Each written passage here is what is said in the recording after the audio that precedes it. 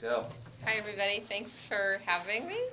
I'm here from the Environmental Center, Corvallis Environmental Center, and I've come today to talk about our two programs that we're asking for funding from United Way for.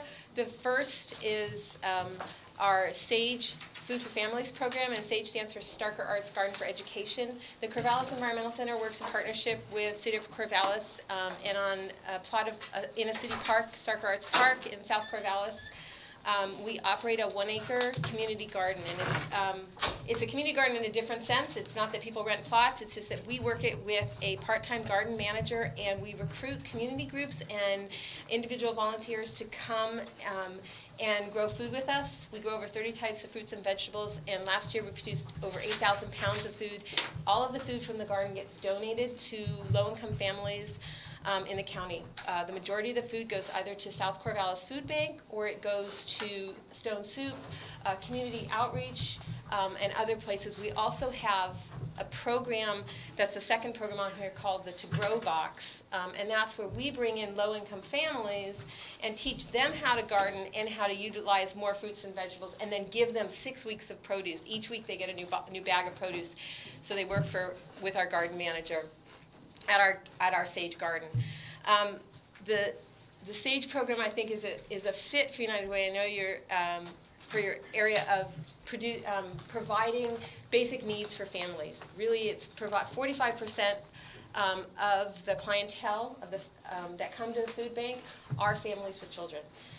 So it's a huge amount of kids that aren't getting enough fruits and vegetables, and this is one way to do it. One of the other things we do at the garden is really provide a lot of education. So we work with community members to educate them both about hunger in our community as well as sustainable agriculture and growing your own food. And that's really what our To Grow Box does, is try to get families to grow their own food and to eat more fruits and vegetables.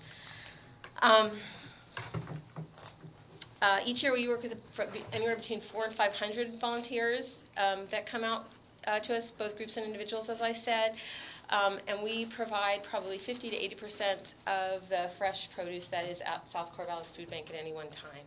So there's really a dearth of produce that's available to food bank clientele, and what we've been doing as we've ramped up our production over the last few years is we've been able to deliver 2 to 3 times a week, and it allows them to be open more often for people who wanting produce.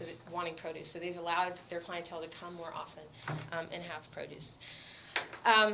Some of the other things I've been asked to speak about is what's the money that if you granted us money, what would we spend on? Really, it's operational support, which is really hard to come by in the nonprofit world. It's really money that allows us to pay a part-time garden manager, a part-time volunteer coordinator to buy the supplies we need. It's really easy to have a new snazzy project, but to sort of keep doing the services we're doing in the community, that's hard to find the cash for. And this is one of the places that's really been supportive over the years to help do that.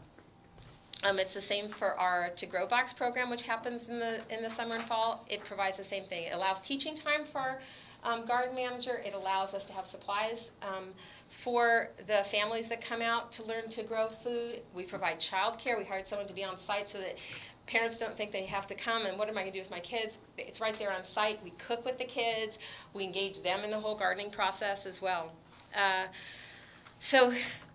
As I said, this year we're going to expand even more. Last year we did 8,000 pounds of food. We're trying to get up to, our goal is to have 15,000 pounds of food by 2012. So this year our goal is to get more closer to 9,000, 10,000 pounds of food for distribution to needy people, needy families. We serve the almost 3,000 households that are at the South Corvallis Food Bank. We were part of the meals that that Stone Soup provides.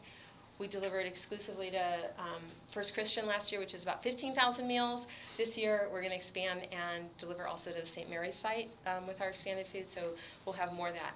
More food out in the community to everybody. And our likelihood of success. I would say our likelihood of success is extremely high because we've been offering in the garden for about 10 years. No, longer than that. Longer than 10 years we've been offering in the garden. And we've really grown in the last few years. This year we produced 8,000 pounds of food. The year before that it was 6,600. The year before that it was 3,500. So as we've really grown our staff and put in a paid garden manager and really had a volunteer coordinator. We've had more people come out to the garden, and having more people come out to the garden means we can turn the crops over more frequently. We can have more things happen out there. We can provide more food. So it's really critical that in the past we haven't had these paid staff positions, and so it's important that we do. And then what would we do if we got less? Well, I like to say we would either, we would work harder or we would work less. It means I would have to work harder to find the funds somewhere else, or we would all have to work less because we wouldn't have the funds to work, which would mean we would grow less food, which would mean there would be less food for us to distribute. It would just mean less time in the garden. And it would mean the program, the impact of the program would really suffer.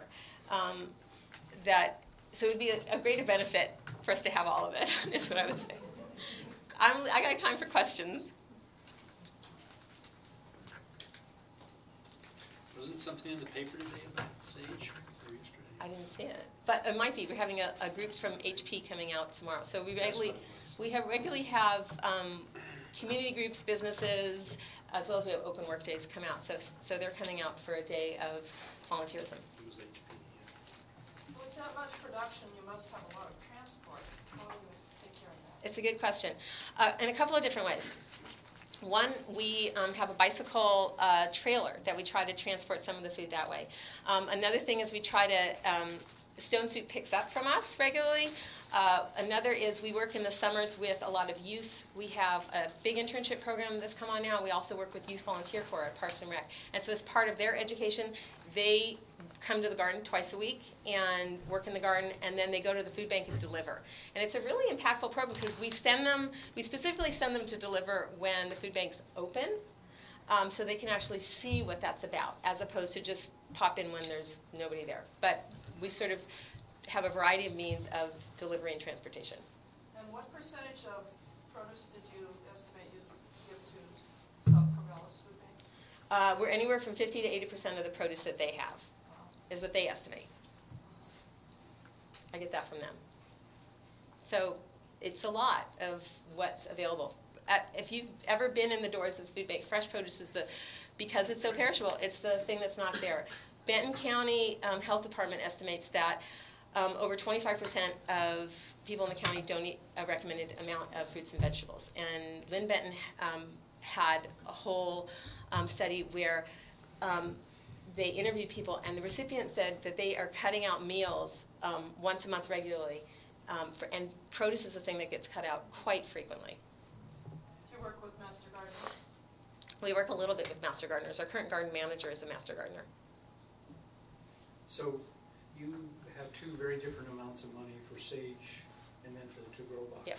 It's different there. Sage is sort of the whole garden's got to grow.